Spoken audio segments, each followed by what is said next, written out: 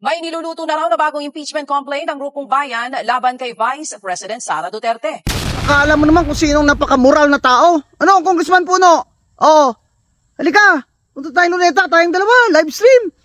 Ayaw talagang sumuko ng mga komunista laban kay Vice President Inday Sara Duterte at sa pamilyang Duterte, anak ng kagwang. Gusto talaga nilang ma-impeach si Vice President Inday Sara. Gusto talaga nilang ayaw nang makatakbo si Inday Sara sa pagkapangulo sa Republika ng Pilipinas ngayong eleksyong 2028. Anak ng kagwang, no? Di ba kayo napapagod yan? Mga hinayupa kayo, tinyo. Tigil mo na yan. Kahit anong gawin ninyo, mahal pa rin ng taong bayan ang mga Duterte. Wala, may stress lang kayo dyan. Magkakauban lang kayo. Tingnan yung gilid ni Tinyo, dami ng uban eh. Mga puting buhok. Hirap na eh. Kung paano pabagsakin ang mga Duterte, ang problema, hindi naman talaga babagsak.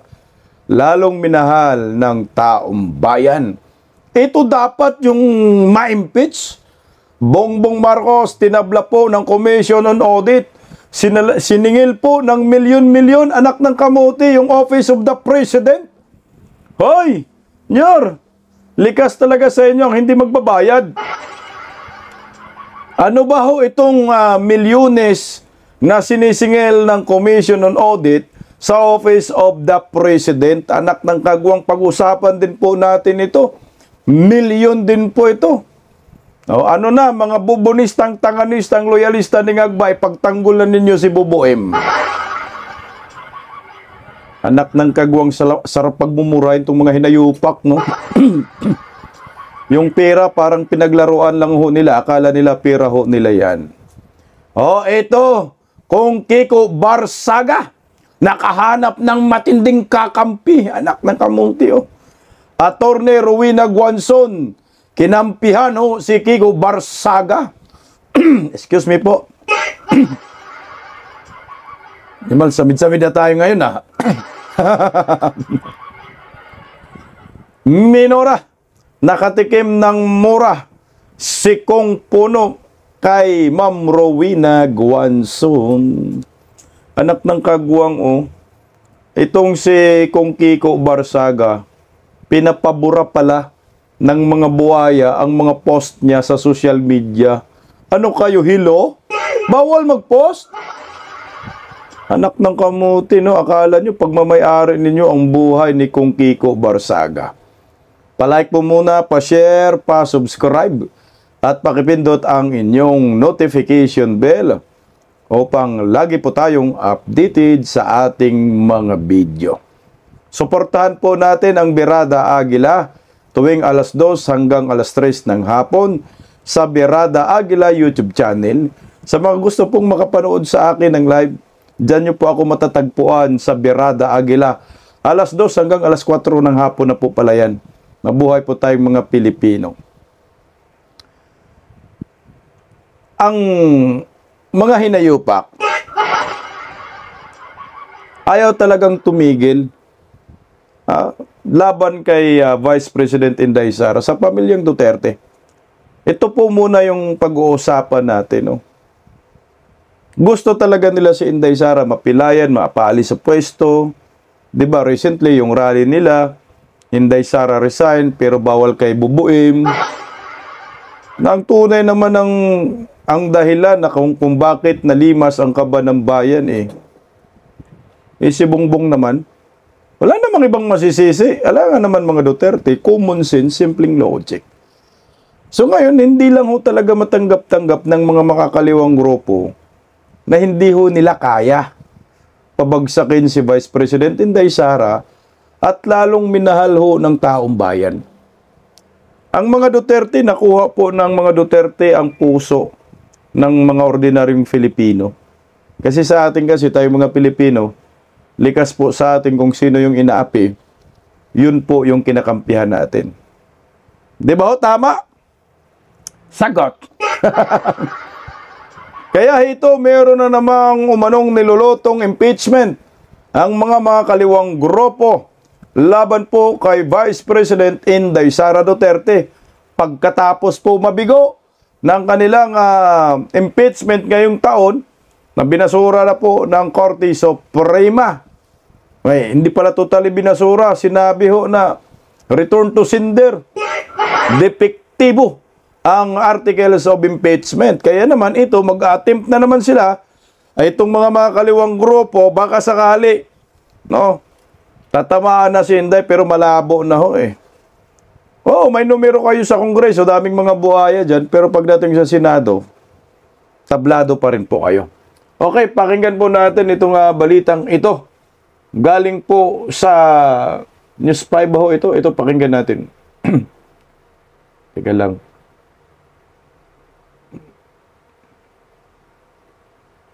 Wow, nasan yun? Ito pala. Tingnan natin.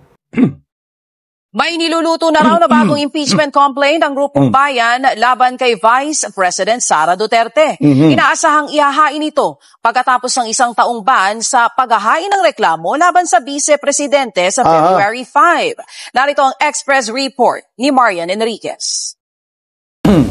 Matatapos na ang one-year ban sa paghahain ng panibagong impeachment complaint laban kay Vice President Sara Duterte sa February 5. Kaya ang grupong bayan, pinaplano na ang paghahain ng panibagong impeachment complaint. Isa pa sa pinag-aaralan ng grupo ang naunang desisyon ng Korte Suprema sa pagpapatigil ng impeachment at pagdedeklara nito bilang unconstitutional. Hinihintay pa nila ang resulta ng apela nila sa desisyong ito ng SC. As you know, maraming dinagdag na mga condition ang Supreme Court. Medyo mas mahirap na ngayon mag-file ng impeachment. Most likely, magpa-file po tayo ng impeachment ulit. Kasi bitin yung nangyari, hindi natuloy sa trial. Noong December 2024, mga mambabatas mula sa Makabayan Bloc ang nag-endorso ng ikalawang impeachment complaint laban kay VP Sara. Isa lang ang naging basihan nila rito at yan ay ang betrayal of public trust dahil sa umano'y maling paglustay sa 612 million pesos na confidential funds ng OVP at DepEd. Pero sa Gago kayong News 5 kayo, mga hinayupak kayo. Anong maling paglustay, anak ng kagwang? May nilustay ba si Vice President Inday Sara? Sinabi na nga ng Commission on Audit unmodified opinion, sumunod sa Joint Circular. Itong Office of the Vice President. Grabe naman tong News 5, no? Bayad na bayad talaga, animal itang baloslos.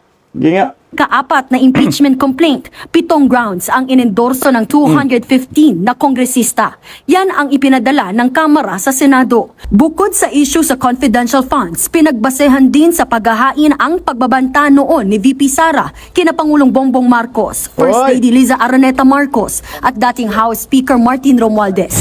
Wala pang bagong tugon dyan ang kampo ng Vice Presidente. Pagbabanta sa mga buhaya, no? Mga magnanakaw sa kaba ng bayan, anak ng kagwang ngayon.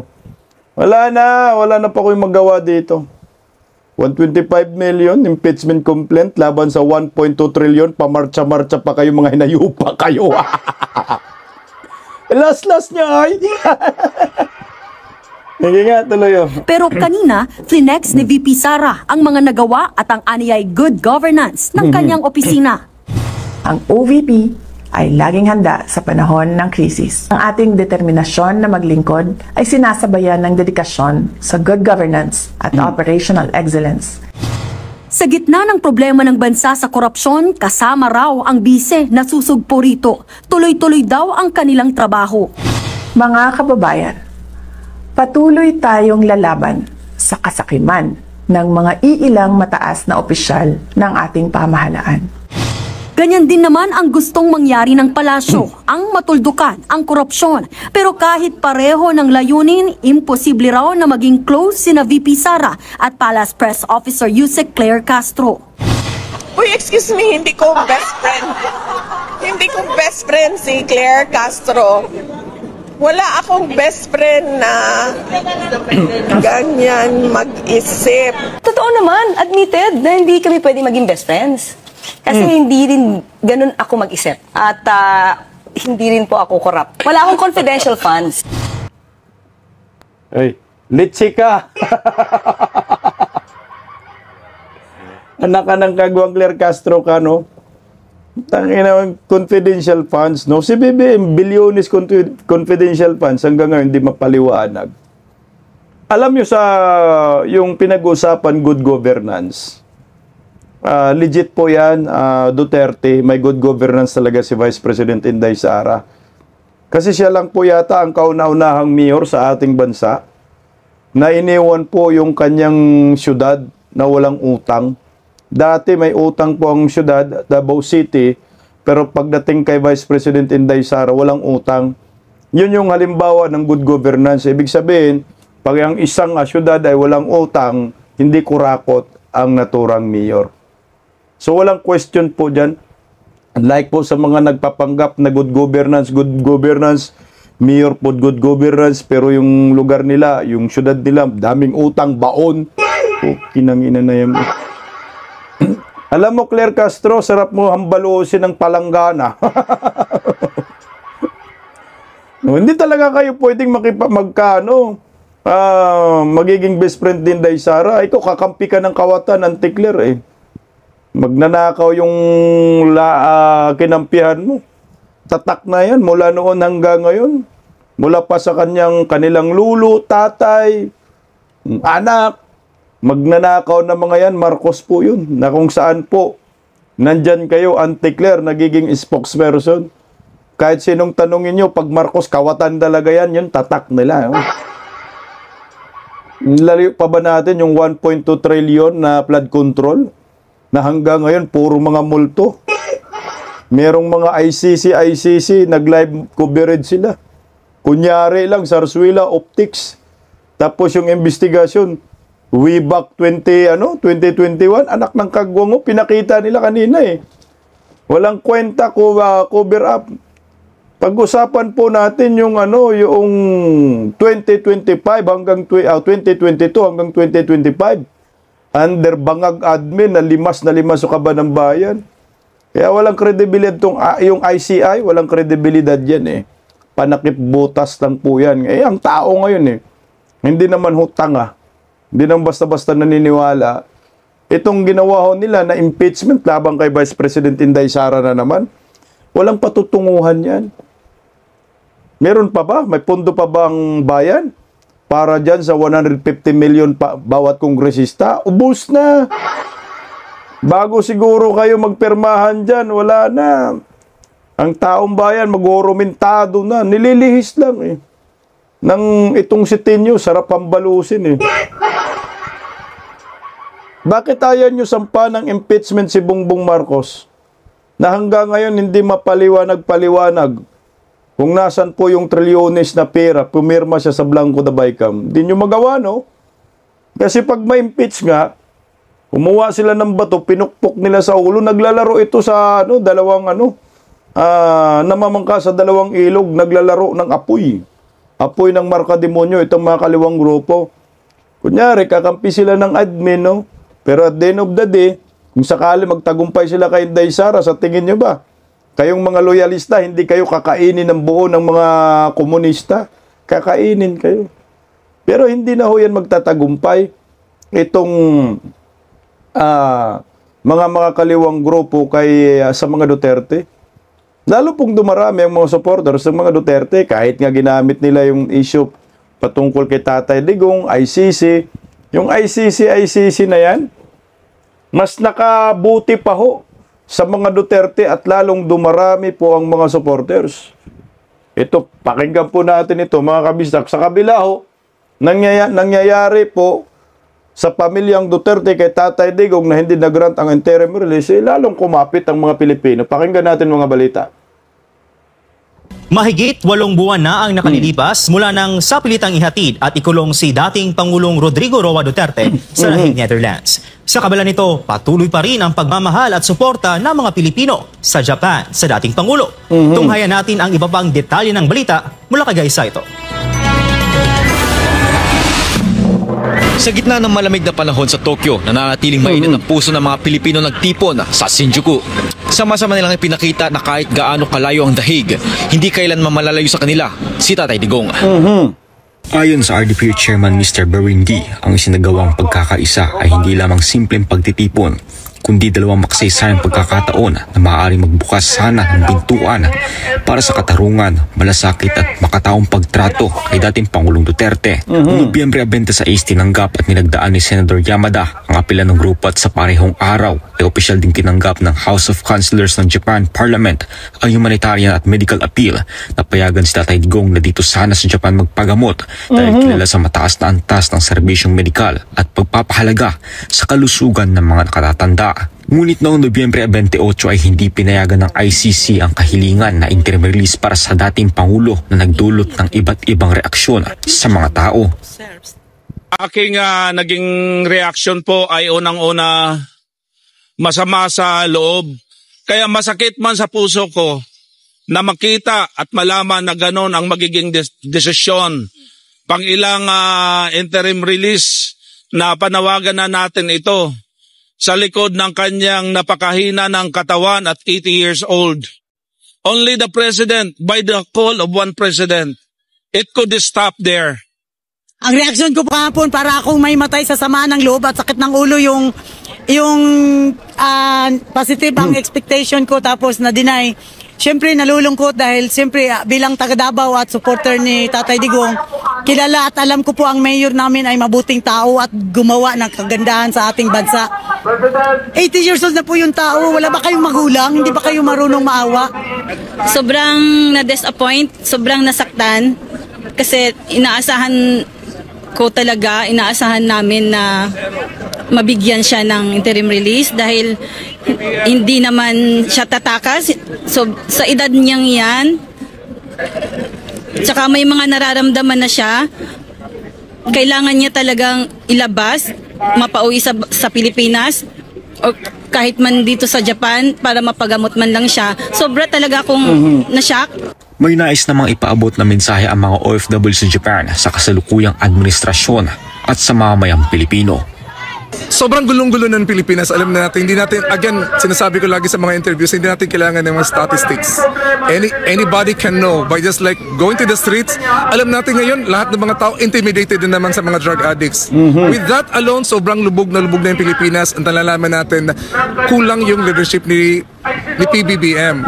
I believe na si PBBM mabait namang tao but it does not take only nakabaitan to manage a government, especially Philippines, na kailangan pang itaas. Hindi siya mabait, sir. Bangag sa sir Walang bangag na mababait. Bait, anak ng kamote. Hindi nga, tuloy So PBBM, if you love the country, if you want to save the name of your family, mag-resign ka na. Correct. Enjoy your time kasi mayaman ka na Huwag ka nang magpapadala diyan sa mga taong nagsasalita sa iyo at the back na parang ginagamit ka lang nila. Di ba sabi mo, Marcos, mahiya naman kayo? Ikaw, hindi ka ba nahihiya? Pinabababa ka na ng mga tao. Dahil sa'yo, pinatay mo yung mga tao sa Cebu, sa Bulacan. Dahil sa pagdanakaw mo sa flood control, pinatay mo lahat ng mga tao na lurod sa baha. Kasi kung ikaw pinuno na matino, hindi ka gagayahin ng mga alipores mo, ng mga staff mo. Hindi ka matino, nakita nila pagdanakaw mo. Kaya sila rin nagnakaw. Ikaw ang salamin, ikaw ang father ng Pilipinas. Muling hinihikayat ng grupo ang mas marami pang Pilipino na makiisa na manindigan para sa bansa. Sa kapwa ko Pilipino, saan man kayo sa mundo, ipagpatuloy nating ipaglaban ang Pilipinas. Huwag tayong mawalan ng pag-asa dahil one of these days, sabi na nga ni VP Sara Duterte, there is a day of reckoning. So yun ng oras na yon, maniningal tayong lahat. Kaya lalaban tayo, patuloy tayong tumayo para sa Pilipinas, ipagtaguyod natin ang bansang Pilipinas. Bagamat hindi naaprubahan ang interim release ni dating Pangulong Duterte, nananatili pa rin ang kanilang pag-asa na darating ang araw na makakamtan ang tunay na kalayaan at hustisya. Mula rito sa Shinjuku, Tokyo, Japan, ako si Guy Saito. Tingnan mo yan po yung magpapanalo kay Inday Sara. Yung mga supporters na mga nasaktan. Kung bakit sila nasaktan? Dahil sa kagagawa ni Bongbong Marcos, mga kaliwang grupo. Kayo mga impeachment ho ninyo, labang kay Inday. Walang saysayan, maniwala ho kayo. Lalong kakapit ang sambayanang Pilipino kay Inday Sara, lalo na ngayon, itong presidente ng ating bansa, ay putang ina, napakawik. Walang kwenta. Tinutolerate yung mga pagnanakaw sa kaban ng bayan. Saan ka nakakita? Tinuturo siya. Bilyonis na insertion. Kaya yung pagpapabagsak sa mga Duterte, hindi na po yan oobra. Maniwala kayo, mag-bounce back lang yan at kayo lang po ang mahihirapan dyan. Mas matindi ang kapalit yan. Tama yun, there will be a day of reckoning.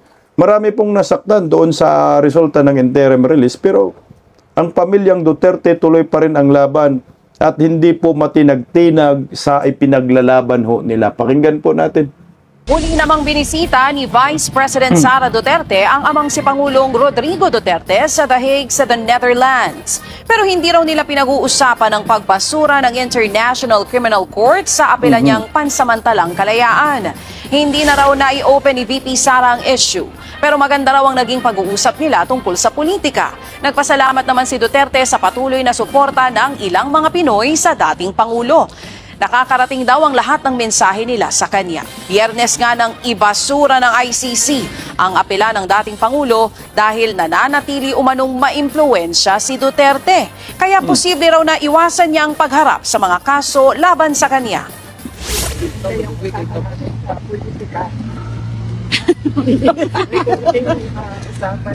About sa pamilya, pero politics, nangyayari.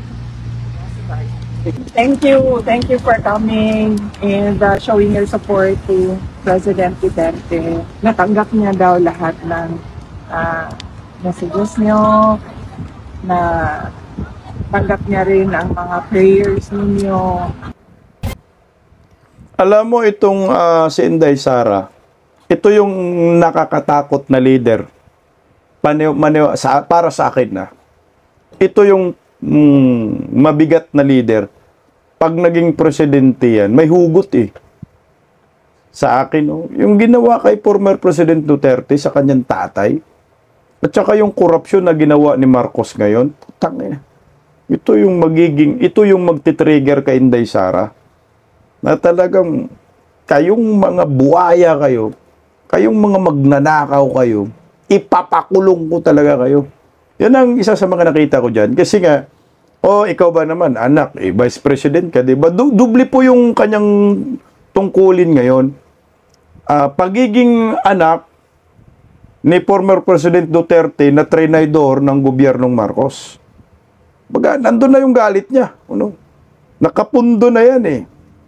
At yung pagiging Vice President ng buong bansa, ng mga Pilipino, natungkulin rin ho niya, nagampanan ang pagka-vice presidente niya, lalo na ngayon, yung corruption under Marcos admin ay laganap. Kumbaga, mabigat eh. Kaya yung sabi na, impeach si Inday Sara, mag-resign, nonsense eh, para sa akin. Yan ay isang kabaluktutan, yan ay isang kahibangan. Hipokrito, pagiging hypocrisy. Yun na nakikita natin sa mga kaliwang grupo. Wala na po tayong ibang maasahan ngayon. Huwag nyo na nung ipilit na ganap pa kayo ng dahilan para si Inday Sara ay hindi makatakbo sa 2020 at ipa-impeach ninyo. Wala nang pag-asa. Putangin na, hindi nga ninyo nagawang ma-impeach si Inday Sara na si Tambaluslos, si Speaker of the House pa eh. Lalo na ngayon, walang kapangyarihan na si Tambaluslos. Lalo na ngayon, nababalot kayo ng kontrobersya.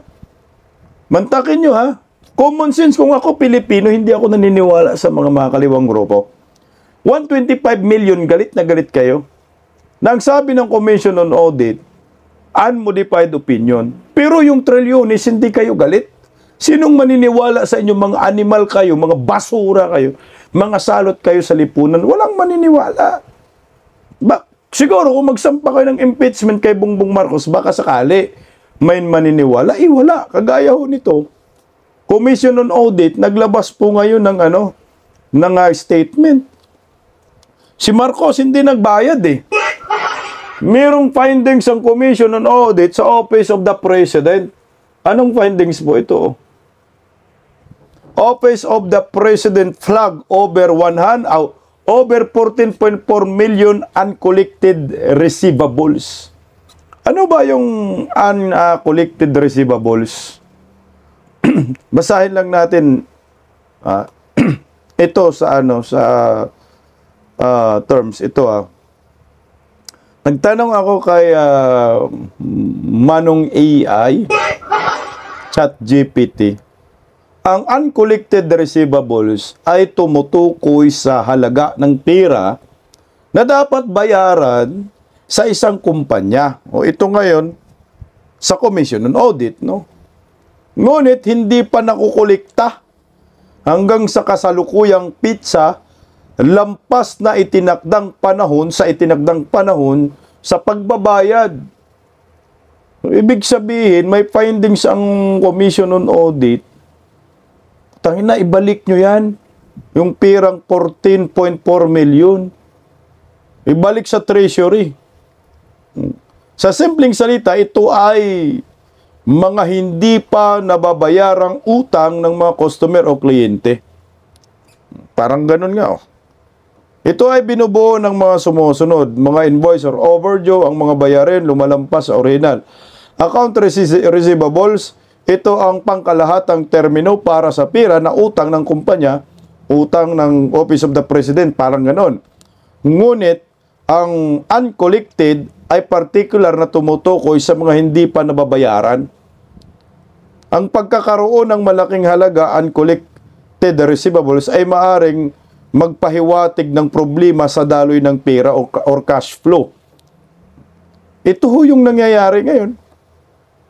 The Commission on Audit has flagged the Office of the President are failing to collect 14.4 million in overdue receivables from other government agencies for foreign trips made from 2022 to 2024. So itong mga gastos nila sa pag-iikot sa saan man sulok ng mundo, siningil ang Commission on Audit na magbalik kayo ng 14.4 million. Yun yung findings nila. So hanggang ngayon, ang Office of the President hindi po nagbabalik ng ganong halaga. So saan ito napunta? So panigurado sa bulsa na naman, wala na, mani-mani na lang yung 14.4 million. Hindi ka nagbabayad ng 203 million state tax si Bangag eh. Yan pa kaya, 14.4 million, kalimutan nila yan. Kung ngayon, sino naman ang lugi? Ang taong bayan. 1.2 trillion nga, hinahanap natin. Tangin. Nyor, ano nyo? Resign ka na, Nyor. Paano nyo ipagtanggol ito, mga bubonistang tanganista, na si Bangag hindi na nagsasauli ng pera na 14.4 million? Yan ay inutos ng Commission on Audit. Siguro na-audit to sila, no? Yung inaudit, yung foreign trips pa lang. Paano yung confidential funds ni Bubuim, Intel funds? Utangin ang mga foreign trips na yan kung saan-saan kayo napupunta, gumagastos ang taong bayan.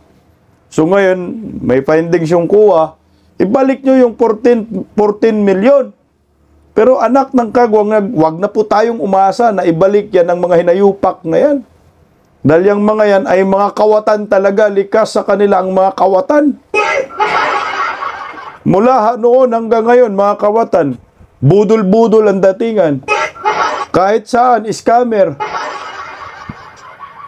Kagaya ho nito, ako po medyo nahihiwagaan lang ako dito sa ginagawa ni Bongbong Marcos. Ginaya lang pala niya si former President Duterte. Ngayon, sino po ang nagbisto? Mga budol-budol nga na ginay. Bago natin pag-usapan yung kay Kiko Barsaga, meron lang tayong konektado pa rin kay Bangag, anak ng gagawin. Mga scammer kasi, palike po muna. Naalala po ninyo yung isang sundalo na nabulag? Ginamit po ngayon ni Bubuim ng gobyernong Marcos para pabanguhin ang kanilang mga pangalan, ang administrasyon. Pero duda ho ako kung sincero po ang paggawad ng promosyon sa naturang nabulag na militar. Pero yung naglabas ng statement itong nabulag na militar, ay puta, Duterte ang bida eh.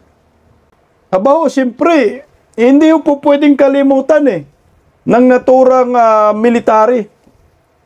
Yung ginawang mabuti ni former President Duterte. Na ngayon ginagawa hong parang propaganda ng admin, uy, may malasakit si BBM sa mga sundalo. Kasi nga, mainit yung usapin ng military junta, mukhang ito yung nagamit nila. Na ito ipi-play po natin yung video, kilalanin natin sila, pero alam ko kilala po ninyo ito kasi trending po ito sa panahon ni Tatay Digong, yung sa Marawi Seeds na nabulag. O ito, panoorin po muna natin yung una niyang video bago pumasok si BBM. O ito yung una niyang video. Mga kabayan, ako po si Captain Jerome Mocson Hakuba, Officer Das 146467, AGS Philippine Army. Ngayon po is November 30, 2025. At ngayon po, ang cut-off ko bilang isang aktibong sundalo. Nag-discharge po ako due to my disability. Ako po ay totally blind. Nasabugan po ako ng bomba sa Mindanao during our combat operation against the BIFF. At ako po ay pumasok sa sundalo na buo, kompleto. But ngayon po, lumabas ako na wala nang paningin. Subalit, sabi ko po ay hindi na wala ang aking paningin. Ibinigay ko lang po ito sa ating bansa. Isang karangalan po ang mabulag para sa ating bayan. It's an honor to be wounded for our country. So what kung nawala ang aking paningin? The important is I did something for our country. I believe that I did my part as a soldier, as your soldier. Kahit ano po nang nangyari sa akin ay hindi ko po pinagsisisihan. Kahit ako bibigyan pang muli ng pagkakataon na makapag-servisyo muli sa bayan, pipiliin ko pa rin ang pagiging isang sundalo. Sapagkat dito ko po nakita na ang pagiging isang sundalo ay hindi lahat binigyan ng pagkakataon na mamatay para sa ating bayan. Ika nga ng ating dating Pangulo. At ngayon po, narinig nyo? Wika ng dating Pangulo. Sino yun? Si former President Duterte. Masarap pamatay para sa bayan. Yan. Puring-puri si Tatay Digong dyan sa kanyang talumpati, sa kanyang mensahe. Kasi nga sa panahon talaga ni Tatay Digong, nakaka-inspired naman talaga maging sundalo. Kaya itong mga to, talagang nandun yung inspirasyon. Hindi ang pinabayaan ni Tatay Digong. Pero ngayon, wasak yung yung military, ang pangit ng imahe. Simula nung na-traitor si Tatay Diggs Pero kita mo yung mensahe. Malabas parang idol niya si Tatay Digong, si former President Duterte. Sumasaludo siya dito. Binigyan to ng bahay ni Tatay Digong, lupa at bahay si Sir. Tuloy natin, May isang akong follower na nagbigay sa akin ng isang token at pupusahin ko ito ng aking anak. Tinakpan lang natin yung mukha ng kanyang anak. Please read, anak. Please read. Read or describe ko muna. Anong nandyan? Ito yung logo ng AFP. Okay. Sa gitna. Tapos sa baba lang dito may nakalagay Jerome J. Hakuba, Captain O-146467. Tapos may open at close parentheses INF PA 09-15-2010 10-30-20. Date yan, date. And then? Sa likod. Meron pa sa likod? Okay. Anong nakalagay sa likod? For your unwavering service and sacrifice to the nation, Rangers lead the way.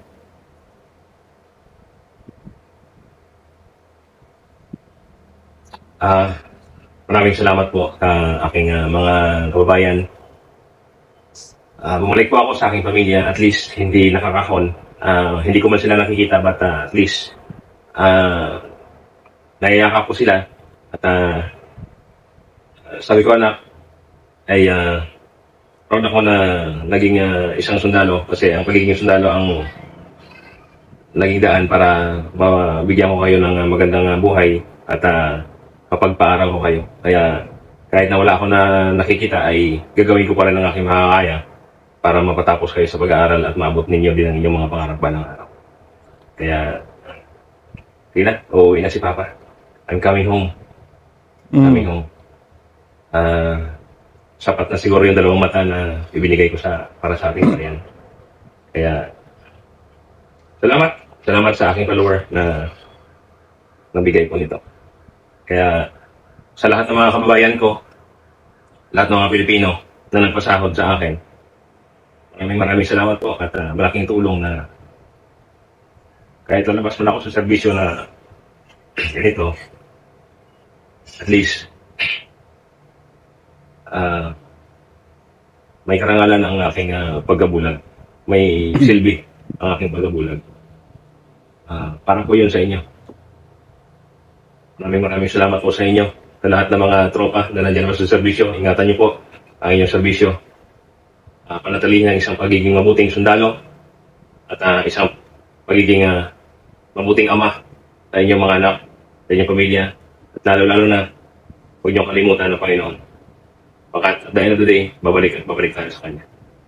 So, with that, maraming salamat po sa inyo, sa lahat ng aking mga naging classmates, simula sa ROTC, sa CSE, Matalas Class 25, DAS 2010, sa POTC Class 36, DAS 2012, sa OPC Class Lakandiwa, Class 63, DAS 2014. Maraming salamat po inyo. Mga classmate ko po sa OCS, maraming salamat po sa inyong lahat. At sa Scout Ranger family, maraming salamat po sa inyong lahat. This is your Captain Blind. Signing off. Maraming salamat po. Grabe, tumayo balahibo ko. Palakpakan natin, sir. So ngayon, yung nangyayari yan ay ginamit po ni Bongbong Marcos na propaganda para sa akin, no? Nasa demokrasyang bansa tayo. Ang nakikita ko po, nagamit po ito para sa propaganda dahil nga ang military ngayon, administrasyon ngayon, 'di ba, merong mga isyong military junta, civilian military junta, government receipt. So siguro nakita po ito ng mga advisor ni Bongbong, teka, magandang optics, no? Magandang palabas. I-extend natin, no? I-extend natin yung naturang blind captain, no? Captain blind. In-extend nga, no? Yung kanyang serbisyo, 15 years na kasi. So, kung sa akin din naman, kung ako ang masusunod, hindi ko na i-extend. Pero yung benepisyo, same. Kung magkano yung kanyang sahod, benepisyo, ganun na lang. Kasi, yung statement niya na I will be coming home sa kanyang pamilya, purang naaantig ako dun So, ibig sabihin, gusto niya na talaga makapiling ang kanyang mga anak, no? So, retire na talaga siya sa pagsiservisyo. Pero, ang ginawa ho ng Marcos admin ay talagang in-extend at prinomote pa. Prinomote pa ho siya. Goods naman yon. Wala namang problema yon. Magandang tulong din po yun kasi nga, unang-una, gusto pa rin ho, sabi niya. Babalik pa rin ako, pero pag tiningnan mo yung kabuuan, gusto na rin niya bumalik sa pamilya. Pero yung ginawa ni Bongbong Marcos na pag-extend sa kay Captain Blind, anak ng kagwang, ginawa na rin po pala ni Tatay Digong yan. Anak ng kamote. Points na sana, di ba, no? Score na sana dito si BBM. Kumbaga makakapuntos na sana. Kumbaga, hindi nagawa ni Digong yan. Ganun naman talagang mga bobonistang, tanganistang, loyalista ni Ngagba. Sasabihin naman nila, tingnan nyo. Nagawa yan ni BBM pero si Digong wala. Anak ng kamote. Ginawa na pala yan ni Duterte noon. Talagang retired na dapat pala ito. Tapos na yung kanyang serbisyo. In-extend din pala ni Tatay Digong. So ginaya lang ni Bongbong Marcos yung ginawa ni Tatay Digong. Animal ka talaga, bubuin, wala kang originality. Ako na-apply si BBM kasi pangiwi-ngiwi. Ito, saan ko nalaman yun? Na yung ginawa ho ni BBM sa sundalong iyan kay Blind Captain, ay ginawa na rin po ni Tatay Digong mismo kay Blind Captain. Ito, pakinggan po natin itong bago niyang video. Narito. Mr. President, sir, maraming salamat po, sir, sa inyong pronouncement na ako po ay inyong i-extend sa aking serbisyo. At maraming salamat din po, sir, sa promotion at sa inyong tiwala sa akin na ipagpatuloy pa rin ang aking serbisyo sa kabila ng aking kapansanan. Kaya sino po ba naman ako na tumanggi o mag-disobey sa aking Commander-in-Chief? Kaya kung noon ay ang ating former president ay in-extend din ako sa serbisyo at ito din po ang inyong ginawa. Kaya BBM! Ano, Junior?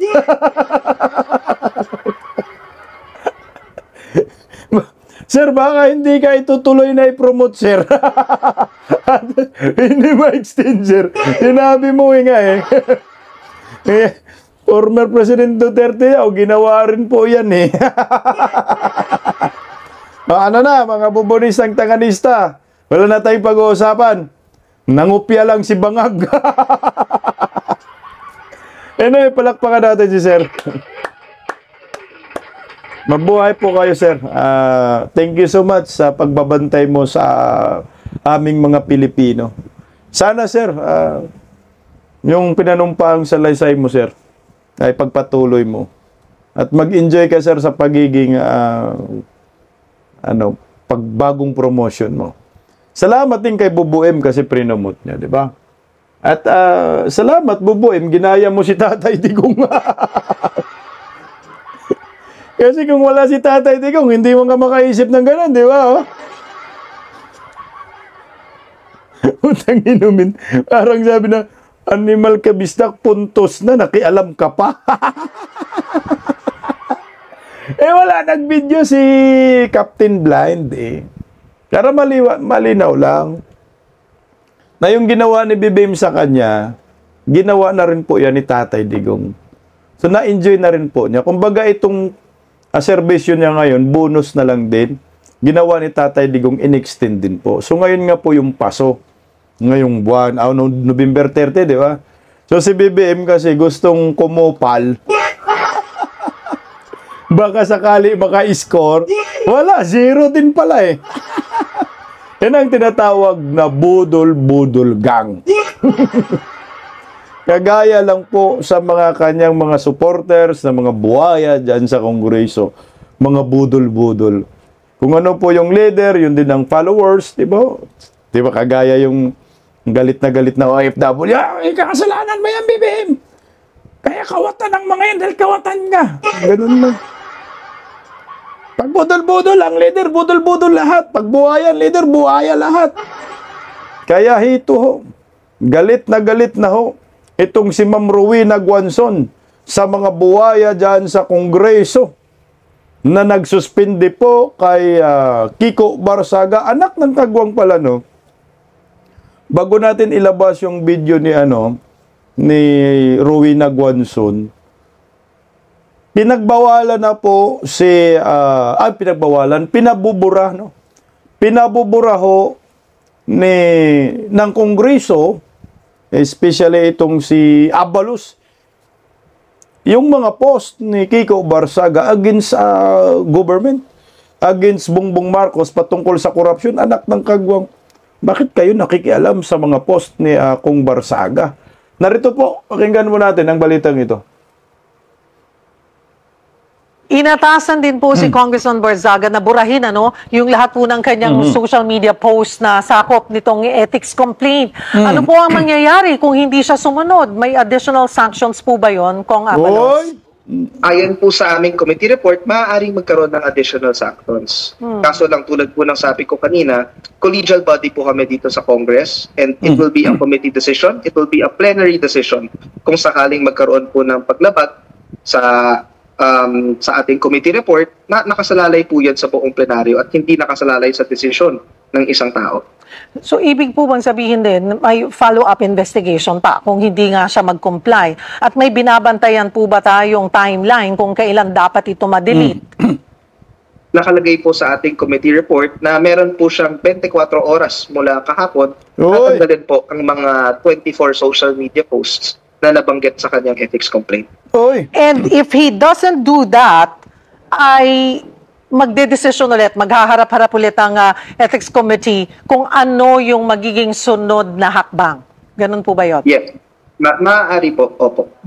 Handa raw po si Kong Barzaga sa mas mabigat pang sanctions. Yan po ang sabi niya. Ang sabi pa niya, to quote him, I'm ready to face even imprisonment or assassination. If Marcos wants to silence me, then the surest way to do it is to do the same thing that his father did to Ninoy Aquino. Ano po ang reaksyon nyo sa ganitong kabigat na pahayag niya? Sa akin po, dissent, opposition, criticism, it's an essential part of every democracy. Napakahalaga po. Hindi naman maganda na lahat tayo susunod-sunod lang kasi tapos na po ang panahon ng mga hari. Nasa demokrasya po tayo. Kaso lang kailangan po natin tandaan na ang Ulol! Tapos na daw ang panahon ng mga hari. Naghari-harian nga kayo. Anak ka ng kamuti. Marcos nga ngayon ang tinitingnan yung hari. Si Bungit, bawal mag-criticize. Pag hindi hari ang tingin ninyo kay Bungit, bakit po kayo naging balat sibuyas sa kritisismo ni Kong Barzaga? Anak ng kagwang pinapaboran yung mga post ninyo. E di, bigatan nyo pa daw, sabi ni Kong Kiko Barzaga, ang hina pa daw. Hindi pa daw mabigat, magaan pa. Anak kayo ng kagwang. Freedom of expression, hindi po yan absolute. At kung isa ka pong mambabatas o halal na opisyal, may responsibilidad ka rin pong sundan ang code of conduct po. Yun ang napakahalaga. Ang aming mga lawmakers, kabilang na rin po si Representative Barzaga, he may express genuine political criticisms. But yung kakalagahan po ng ethics complaint na na-file, kailangan i-define po natin. Alamin natin kung kailan makocross yung line between genuine freedom of expression and disorderly behavior. Gagi, no? So yung genuine freedom of expression, pag magalit ka sa mga kurakot, may ethics complaint ka, bawal yan. Hindi daw absolute yung freedom of expression, hindi nga absolute. Bakit ba yung pagnanakaw sa kaban ng bayan, absolute ba? Bakit ba kayo nagnakaw na nagnakaw? Kaliwat kanan. Yung mga buhaya dyan, wala mang nasuspindi sa pagnanakaw. Mga sarswila lang kayo. Alam niyo po itong si JC Abalos. Ito po ay pamangkin ni Binhor Abalos. Siya po ay representante ng 4-piece party list. Putangin na 4-piece. Miyembro ka ng 4-piece. Ito yung mga halimbawa ng mga buhaya. Bata-bata mo pa, sir, buhaya ka na. Kumakampi ka sa buhaya, wala kang bayag. I think binabanatan din kasi ni Kiko Barzaga itong mga Abalos sa kanyang mga post. So gustong ipapabura. Kagaya yung post niya kay Binhor Abalos na may kasamang babae. Nasaktan yung pamangkin niya, yung pamangkin niya. Oh. Tangina naman talaga, kala mo naman kayo lahat may mga may mga immoral kayong mga gawain. Lalo na ho sa pagnanakaw. Takot lang kayo kay Barzaga kasi alam mo kasi yung impluwensya ni Barzaga medyo mabigat na eh. Kagaya ho ngayon, ang daming sumuporta sa kanya eh. Kagaya ito kay Ma'am Rowena Guanzon, hindi mapigilang magmura. Sumuporta kay Kiko Barzaga, minura ng todo si Puno. Yan o, yung buplax na yan eh. Ito, pakinggan po natin itong banat ni Ma'am Rowena Guanzon. Napanood niyo yung mga video ng mga congressmen at tungkol sa sa suspension ng Ethics Committee at ng House Majority kay Congressman Kiko Barzaga ng Cavite. No? Ano nangyari dyan sa mga human rights defenders dyan sa House? Bigla nakalimutan yung freedom of speech. Dapat balancing of interest, panalo lagi ang freedom of speech. Lalo na pag inside the halls of Congress. Na siya mismong dapat ay nagpapatibay ng ating saligang batas. Diba? Ba't naman ganun? Pag ang congressman, si Kiko, ay nagkikriticize kay BBM, tinatawag siyang magnanakaw, o mandurugas, magnanakaw, sususpindi nila. Pero pag si Congressman Puno naman nagsabing ang gandang lalaki at honest nitong si Martin Romualdez, hindi nila isa-cite for unethical conduct for being biased. Ano nangyari dyan sa human rights defender sa House?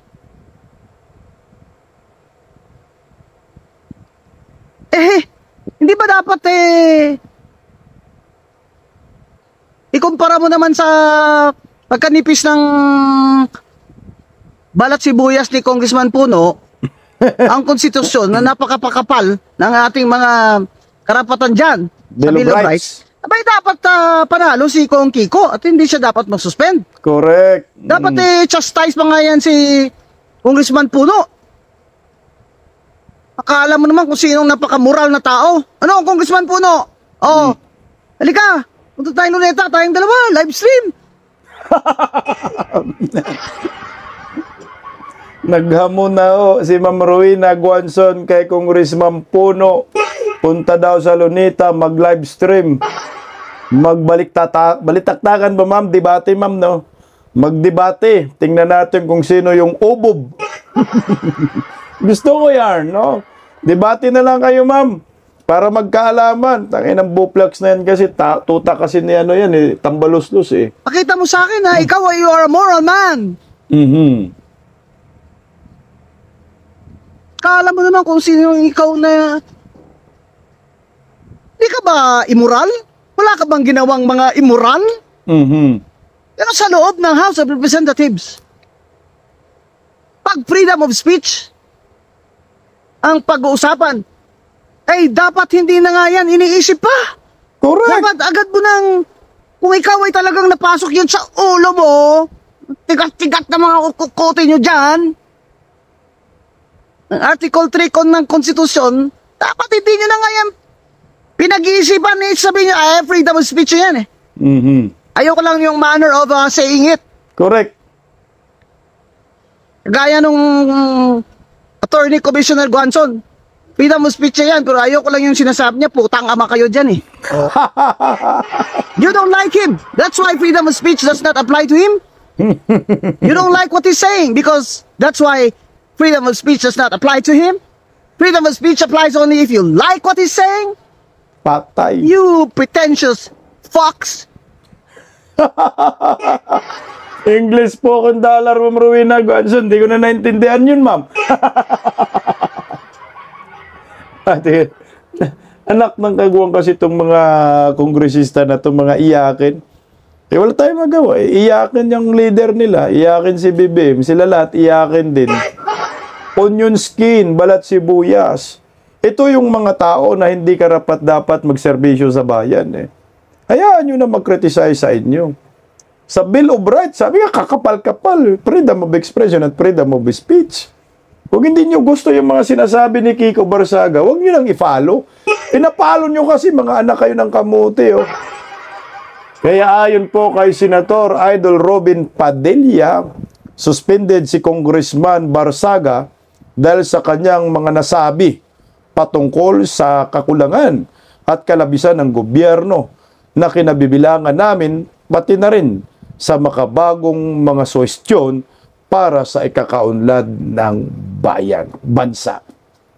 Wala, pag may pinaglalaban ka talaga, panigurado gigipitin ka. Pag medyo pumapabor, lalo na pag pumapabor ka sa mga Duterte, anak ng kagwang ka, gigipitin ka talaga. Yan ang maliwanag ho dyan. Ang sabi naman ho ni ito si Greco Belhica, pustahan, mauna pang ma-expel si Kung Miao Miao Kiko Barsaga sa Congress kisa mga corrupt na congressman at contractors. Yan ang masaklap. Kagaguhan ho talaga yan. Mas mauna pang ma-expel sa mga buhaya kay Martin Romualdez, kay Sandro Marcos. Sino ba yung mga pinangalan ng mga ng Diskaya family? Wala na. Ang Pilipinas, talagang ang panahong ito ay oras talaga ng mga buhaya. Yung buhaya kasi ngayon ang namumuno na sa Palacio de Polvoron, ayan, anak ng kagwang. Ito pa, meron pang banat si dito, si Kiko Barsaga. Sabi ni Kiko, President Marcos is a traitor to the Filipino people. His crime will be judged by both God and country. Traidor mo lang, sobrang traidor yan eh. Yung soberanya ng Republika ng Pilipinas, anak ng kamuti. Yan yung trinaidor ng gobernong nakangiwi ang panga. Tatay Digong, trinaidor. Pastor Kibuloy, Inday Sara. Mga Pilipino, ang daming trinaidor ng hinayupak na ito. Si Senator Bato, ayan, na traidor. Gusto pang ipapadala sa dahig. Ito yung gobyernong ito na dapat, dapat isusuka talaga ng tudo. Dapat husgahan na. Iwan ko ba, marami ng mga Pilipino na galit, pero si Bongbong Marcos sa komunista ngayon kumakapit. Kahit na mga kababayan niya sa Ilocos Norte, sinusuka na rin ho siya eh. Kagaya ni itong si Respicio. Pakinggan natin si Respicio. Wala nang tiwala ang taong bayan kay BBM, therefore wala na rin siyang mandato. Correct. At preserve niya, respetohin niya yung dignidad ng mga Pilipino at i-take niya yung highest role at mag-resign siya honorably. That is the least that he could do. At actually, yun yung pinaka-sane na pwedeng gawin sa sitwasyon na ito. Correct. Alam niyo po kasi, pag ikaw presidente ka, kung wala ng tiwala ang mga Pilipino sa'yo, yung mandato mo, na-dissolve na yan. Wala ka ng mandato. Kasi nga, sino man magtitiwala sa'yo, kung ikaw mismo ay nasadlak ngayon sa isyu ng pangungurakot sa ating bayan. Ikaw yung tinuturong mastermind eh. Ikaw yung tinuturong may dahilan, di ba? Nga sinasabi ni Saldico. Na kahit anong gawin ho ninyo, pamidya kayo dito, may attack dog ka, na si Claire Castro, Marcos Defender ka, may PCO ka, hindi na rin ho mawawala sa isip ng maraming Pilipino na itong si Bongbong Marcos talaga ang pinaka-mastermind sa pangungurakot sa kaban ng bayan. Kahit anong sarswila ho ninyo dyan, for optics, kagaya ho nito, sinagot ni Ma'am Rowena Guanzon, itong PCO. Ang sabi kasi ng PCO, hindi daw matitinag si Bongbong Marcos sa panawagang magbitiw. Hindi talaga daw siya magbibitiw kasi ang kapal nga ng mukha. Sabi naman ni Ma'am Rowena Guanzon, overdose na lang ang pag-asa.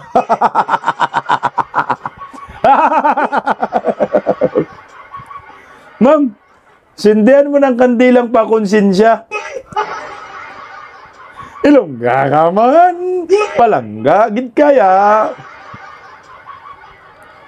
Di kayong pinag-uusapan kasi na resign, bababa sa pwesto? Wala talaga yan. Walang chance. Tandaan nyo po, ilang dekada po nila yung hinihintay. Di ba? Na kailangan po makabalik tayo sa Malacanang. Ipakita natin na mahal pa rin tayo ng taong bayan. Nagkataon lang kayo na kumapit kayo sa mga Duterte. Kung hindi kayo pinagbigyan ng mga Duterte, wala kayo ngayon. Pero ito, pangalawang pagkakataon na chance na ibinigay ho sa inyo ng mga Pilipino, sinayang uli ninyo. At nasira lalo ang apelyedong Marcos. Mantakin mo, kapatid mo, sinusuka ka. Ni Amy Marcos, pinapag-resign ka na, umuwi na tayo. Ading, tama na. Hindi na kukonsensya. Kasi nga, lango sa pulburon. Kaya tama dito si Ma'am Rowena Guanzon. Overdose ang pag-asa. Alam nyo na. Mga kabisdak, mga kadidays. Ang pag-asa natin, ulitin natin yung sinabi ni Ma'am Rowena Guanzon. 1, 2, 3. overdose ang pag-asa. Lalo na ngayon maraming pera sa flood control. Talaga naman. Hindi natin masabi. Malay natin talagang magpakasasa at makalimutan yung sarili at talagang tudosing hot to the max. Ay, goodbye the junior. Paggising sa umaga, tanghali at gabi, nakikita ko ang post niya, ang hapdi. Paano nga ba to? Di ako makatanggi. Watch ko na lang at isipin ng mabuti. Bisdak Pilipinas. Bisdak, tinig ng katotohanan. Sa bawat vlog may laban sa kasinungalingan. Mulat ang mata, gising ang masa. Bisdak Pilipinas, para sa bayan, gumigising sa diwa. Sa likod ng kamera, tapang ang dala, walang sinasanto kung mali ang gawa. Hinay-hinay, pero palaban. Boses ng tao sa digital na labanan. Bisdak, tinig ng katotohanan. Sa bawat vlog may laban sa kasinungalingan. Mulat ang mata, gising ang masa. Bisdak Pilipinas, para sa bayan, gumigising sa diwa.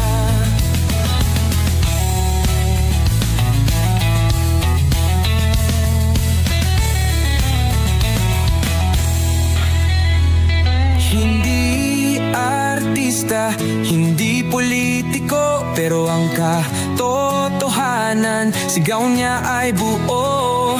Sa YouTube o Facebook man siya makita, may aral ka pa rin, may uwi sa bawat salita. Bisdak, gising sa katotohanan. Di lang kwento, kundi panawagan. Sa bawat Pilipinong naghahanap ng liwanag. Bisdak Pilipinas, kasama sa pagbangon ng bayan. Bisdak Pilipinas, boses ng masa. Gising ang diwa. Sa vlog mo may pag-asa.